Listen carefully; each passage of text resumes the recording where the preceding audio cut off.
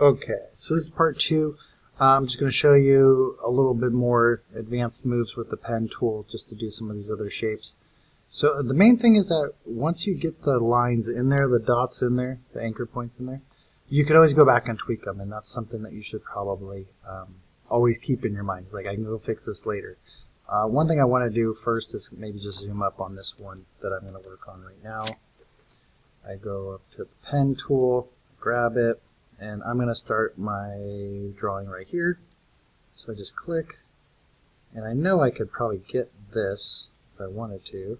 Probably get that angle there, but now when I go to click, it's going to do this big whoop out. I can fix that now, or I can fix it later. I'm just going to fix it later so that you get to the point. So I come here and I make that. I can match it, but of course this side's going to go wonky.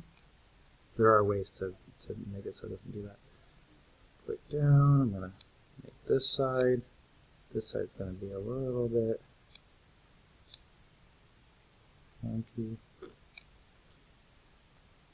Click, click, click, and then when I want to close the shape, you can see that little circle appears inside or outside the pen tool right there. So now I've made the shape. So now I can go back and tweak all those anchor points.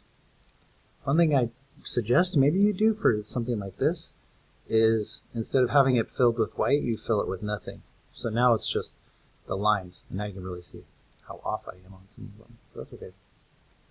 Watch. And we go here with my anchor point tool, and I can tweak all of these individually to be exactly, just clicking on the line until the little handle shows up, and now I can move the handle around to be exactly how I want it to be.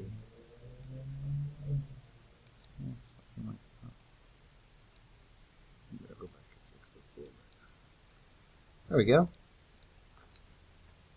Ta-da! So then if I flip it this way, you can see it's, it is that shape. Looks like it.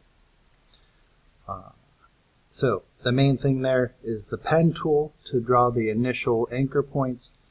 The inside the pen tool is the anchor point tool, and then you can tweak all your different anchor points with that.